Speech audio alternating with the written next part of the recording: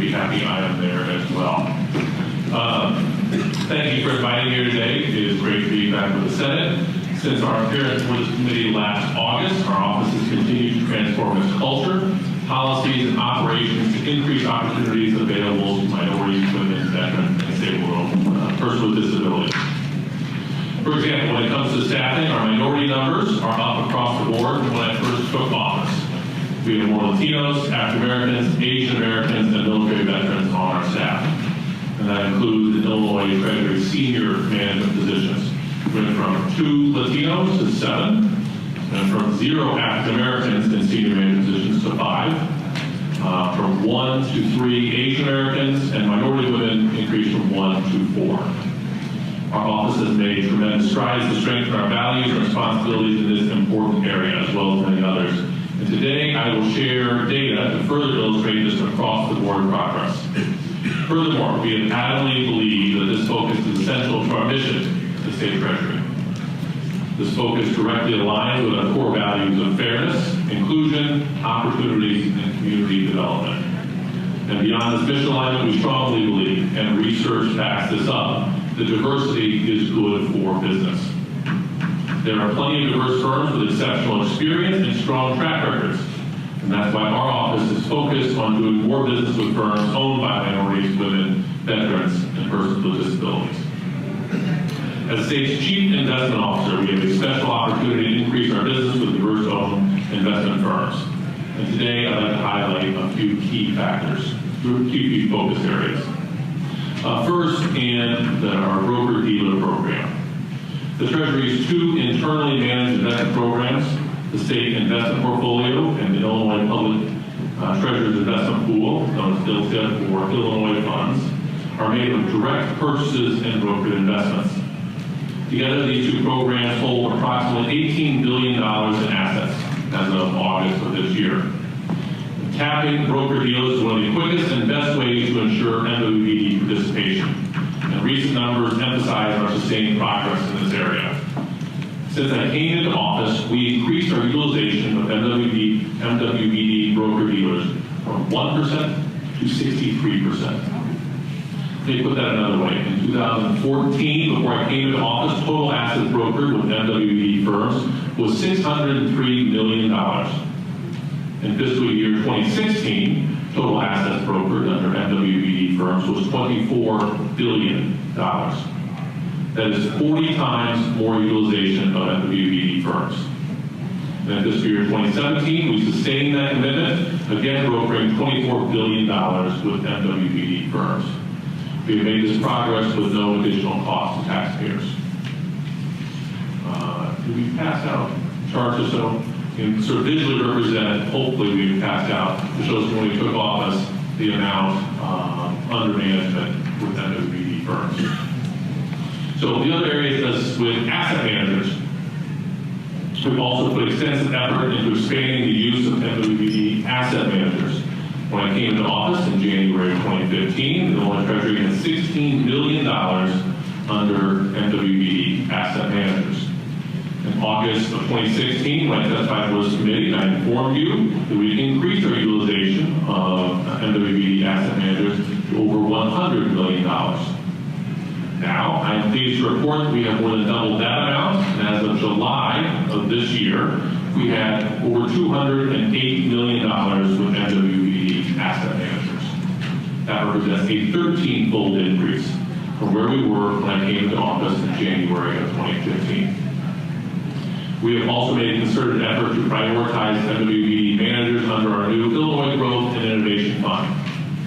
The Illinois Growth and Innovation Fund places money with venture capital firms in order to earn investment returns for the state while simultaneously supporting technology businesses and jobs here in Illinois. Of the $127 million committed under ILTIP to date, $47 million has been committed to MWBD firms. That represents over 37%. Now, corporate boards, we're also working beyond our office to push for greater diversity and inclusion, especially in our nation's boardrooms. A wealth of research shows that diversity benefits corporate decision-making and company performance. Despite this fact, Data last year revealed that women occupy only 20% of board seats of Fortune 500 companies, and minorities only occupy 14%. That is something we are working to change. Many corporate leaders agree that diversity benefits their operations, and our focus is to help them navigate this change. Through the Midwest Investors Diversity Initiative, we are collaborating with local companies to add women and minorities to corporate boards. Recently, 7 firms adopted policies we recommended in order to create a pipeline for diverse candidates. 3 appointed diverse board members. We also joined the 30% Coalition, a large group of investors with $3.2 trillion in assets under management, committed to the goal of women, including women of color, holding more boardroom seats across public companies. Last year alone, 151 companies added women to their boards. And we will continue to help women and minorities break the glass ceilings and get more opportunities. I also want to talk about the Community Reinvestment Act. Under our administration, depository institutions, as well as banking counterparties, are ineligible to do business with the Treasurer's Office if they have a CR rating below satisfactory. In June of 2015, the Treasurer's Office cut off investments to 2 Illinois banks for failing to meet CRA requirements. And just last month, we continued our suspension of investment activities with Wells Fargo due to their needs to improve CRA rating, as well as due to continued reports of malfeasance and consumer protection violations. We want to send a message to the industry that we will enforce federal rules to ensure that banks and financial institutions doing business with the state are reinvesting in the communities they serve. In the Treasurer's Office, we are working hard to help Illinois families succeed, and we expect our banking partners to do more of the same. I also want to talk about changes in our RFP process. Finally, it's important to reiterate that all RFPs within the Treasurer's Office now provide points in the scoring process to MWBD applicants. This was not the case when I entered office. In addition, all firms that submit an RFP must illustrate how their firms promote further diversity and equal opportunity. And this is an important policy to build and sustain diversity within our broad array of external relationships. We are very proud of our work in this office to date. We promise to continue to raise the bar and obtain for inclusion and opportunity for more minorities and women investors. And I want to thank you so much for the opportunity to talk about some of the successes we've had in our office, and myself and my team would be more than happy to answer any questions of this. Treasurer Frerichs, do you take seriously your fiduciary duty? Most certainly. Now, in your presentation, you presented some dramatic changes in terms of embracing the spirit of what we're trying to do with this hearing. I'm curious, did any of that compromise your commitment to your fiduciary duty to the taxpayers of the state of Illinois? I would say most certainly not. It costs us nothing extra. We don't experience anything in loss of return. And quite contrarily, we think that having greater diversity helps us earn a greater return. But this is something that is not new to me because several years ago I sat in the same place you sit today and listened to the answers and questions and responses and heard a lot of excuses made as to why it couldn't happen.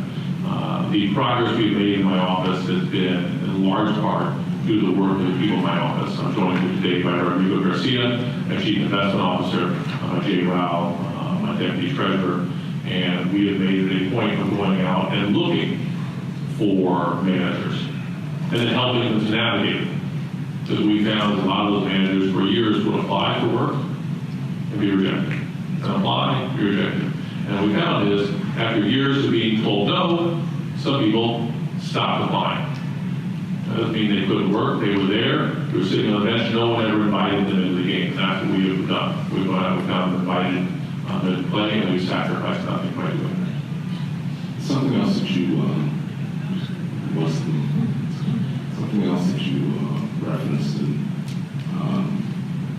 kind of gets home to what the heart of what we're trying to do, and it's your commitment to community reinvestment and making certain that depositories and institutions have that commitment. I want to applaud you for that because I want to make certain that people understand that our mission here is not just to make a handful of financial services professionals wealthier than they are today.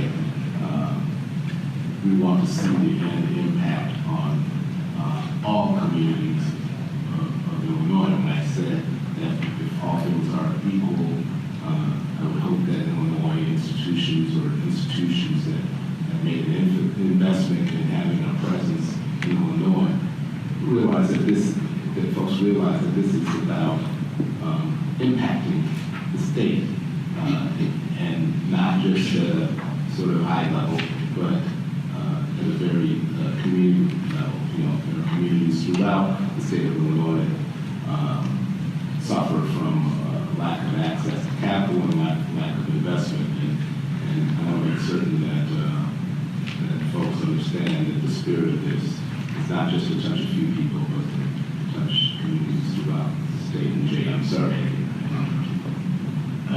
Yeah, there was just one thing I wanted to add on that. So not only has it been at no cost to taxpayers, but we've been able to get a great return from doing this. So when we took off, when the Treasurer's administration came in, we were earning 0.045% interest on the state's investments, and now we're at about 1.5%. So we're making additional revenue for the state at the same time expanding who's participating.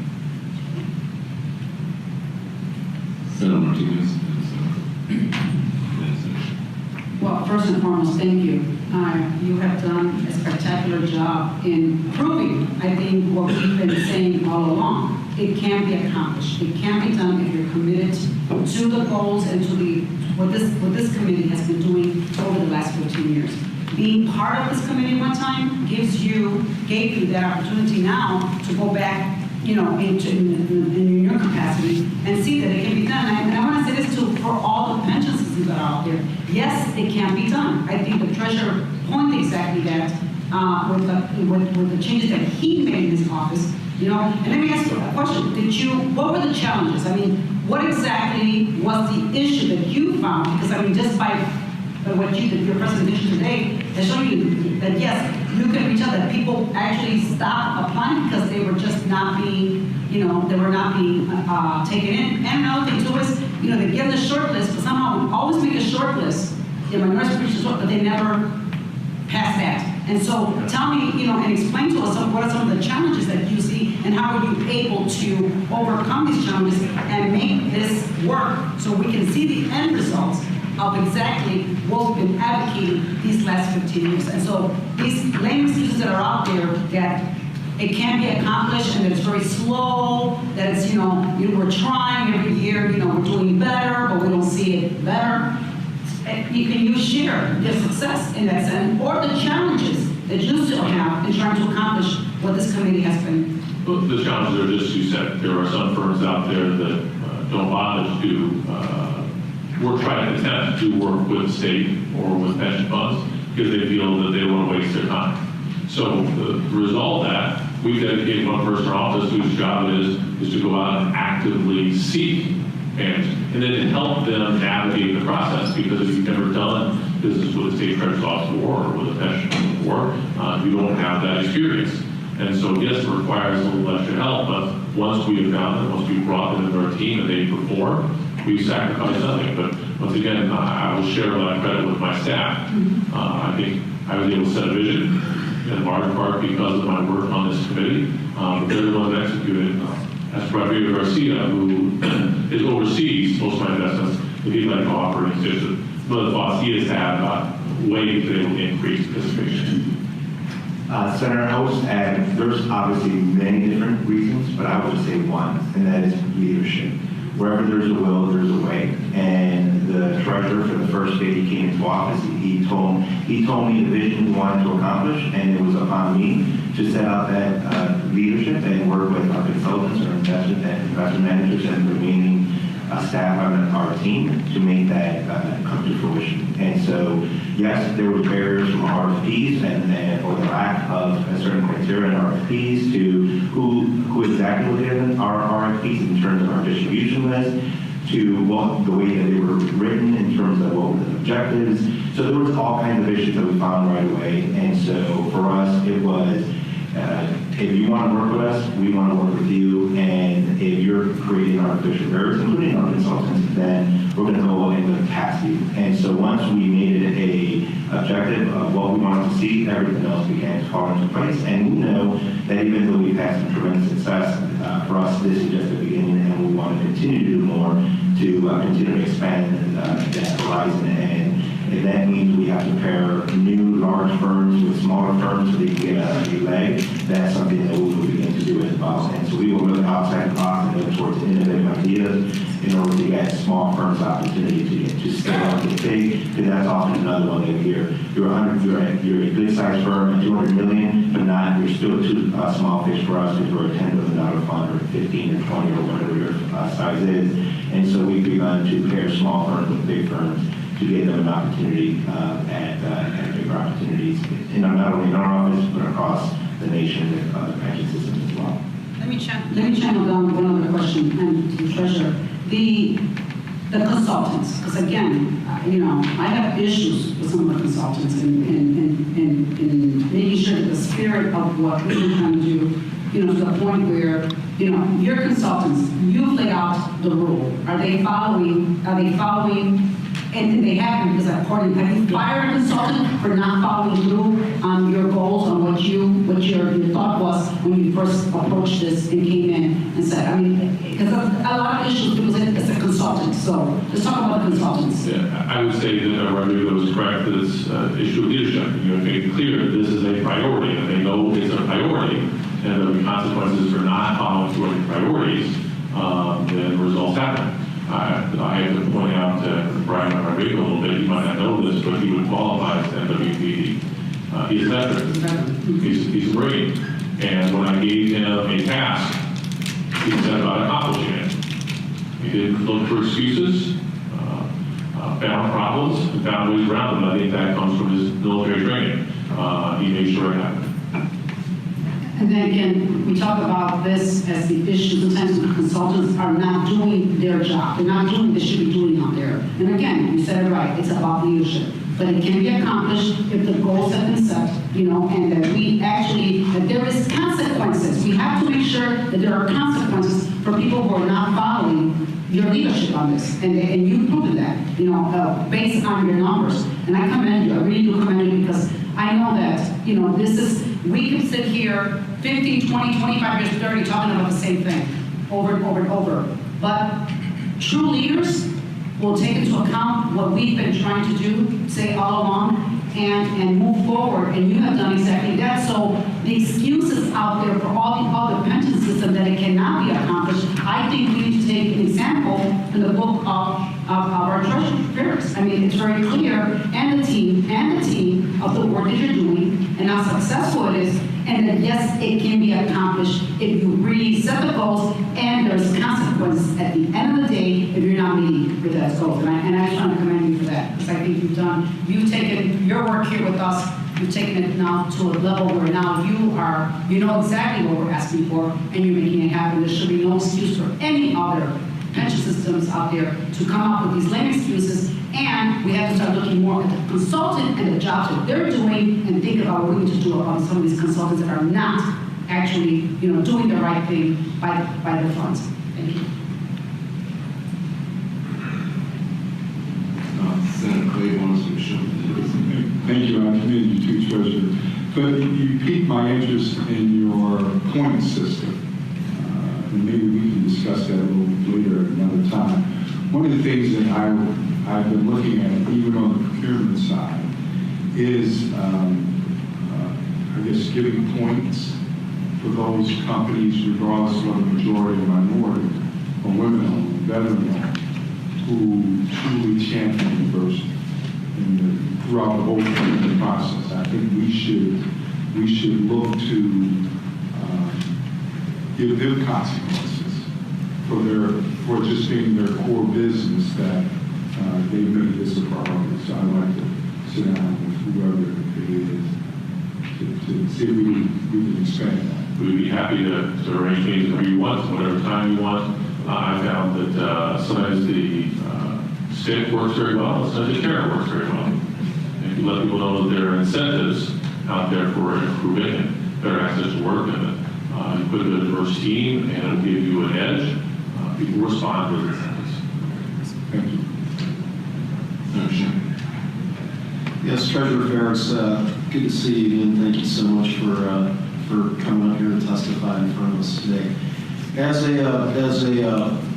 individual who served in the military for 24 years, I am appreciative of the work that you're doing to make sure that we have opportunities for veterans. I just wanted to dial down a little bit on how you're selecting veterans, that we're trying to help here. Is it, are we just saying any veterans, or are we focusing on veterans that are either suffering from PTSD, or veterans that were put at a disadvantage through their military service? Because frankly, not all veterans were put at a disadvantage by their military service. In fact, a lot of veterans, their military service makes them a much more attractive hire because they have experience working together with people from across the political and social spectrum. They also have tremendous education opportunities. So I just, my concern is,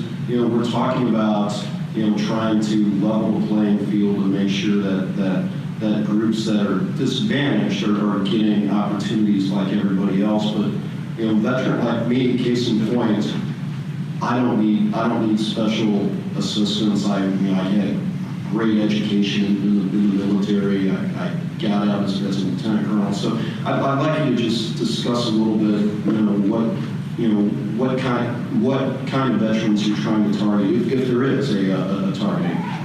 We're trying to help veterans, but I'm going to defer to my Chief Investment Officer, Anne Marie Rodriguez. Good afternoon, and Semper Fi. So when we came into office, Senator, we had no qualifications as it pertained to veterans, period. And one of the things that the Treasurer implemented during his first 30 days was the creation of the veteran status. Within the veteran status, there are two substatus. There are the disabled veteran status, and then there is the non-disabled but still veteran status. To date, the majority of the investment activity that we've done has been with disabled veteran-owned firms, including Academy Securities and Drexel Hamilton, both with offices here in the state of Illinois, but incorporated in the state of New York. And so not only have we created this status and begun to bring those two firms on, which we never did work with them, we have increased the amount of activity that we've done with those investment firms. Furthermore, there are a few broker dealers that we work with, as well as a couple asset managers that, even though not part of the piece that we evaluate when we're evaluating investment activity, they typically tend to donate their net income, half the net income for the month of November, to various charitable endeavors that support military veterans. And they usually share it with us because they know they were big advocates of military veterans in office, not only through the investment activity, but the various people that we've hired on our staff that also happen to be military veterans. And then lastly, we have a compliance program, so we also tend to spot check some of our folks who say that they are military veterans. And so we do random spot checks to make sure that we either check their disability status through the Department of Veteran Affairs, or even their DD-214 to make sure the veracity of their military service is in accordance with the paperwork and documentation that they submitted. And so we feel that we have a robust compliance program, a robust investment activity program, and even more so the first time ever included military veterans in our diversity efforts. Hopefully that provides you a little bit of context, Senator. It does. Thank you. And the thing that I am appreciative here is that you have two tiers of categories in that there are veterans that are dealing with injuries that they've suffered during their military service. Those are the veterans that that can use the extra assistance. Veterans like me, you know, I think, you know, I'm proud of my service, you know, but I want to make sure that we're focused on, you know, the veterans that are dealing with their service injuries. We'll make sure we continue that effort. Thank you, Senator. I actually never thought about that line of question, so thank you for your contribution. Senator. I don't have very much to add, except for that I wanted to say that the most refreshing part of the first question that Senator Raul asked you was, do you take your job as fiduciary responsibly or seriously? And I think that is, over the years I've I heard. forgot to add Senator Hutchinson to the role. Thank you. You're the sheriff. It is, one of the things that we've heard over the years is, when asked a question about who are you looking for to be able to manage these funds, these asset classifications, the answer would come back, well, we want the best people to do it. And it was really a way for some people, well, I want to hire the best person to handle these funds.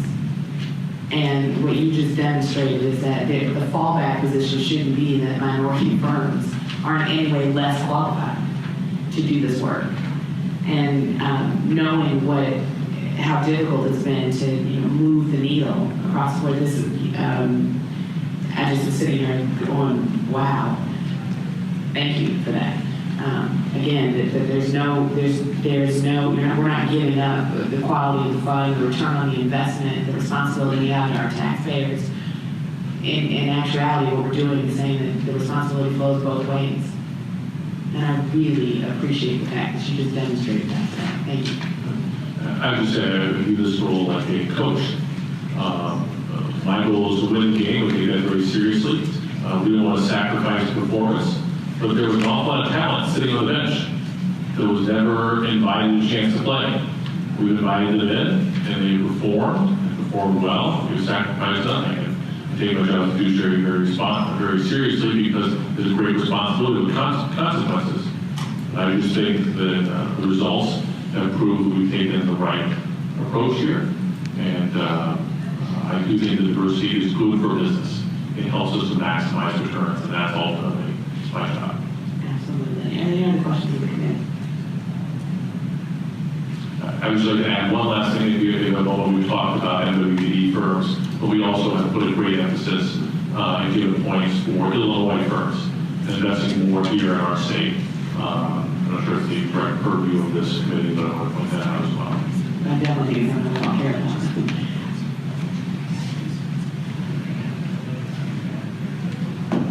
Senator Raul, back in chair. I didn't even get a chance to call anybody in the committee.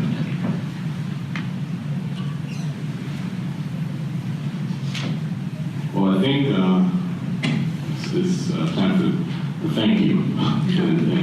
And a big thank you. I think your presentation illustrates what's possible. I really thank you for your service, not only to our country, but to our state and to this mission. I appreciate what you provided in terms of an illustration of what's possible. Keep it up. And we were passing out some things if we could also. We got it. Okay, All numbers. Pass it on to everybody in the room. So thank you.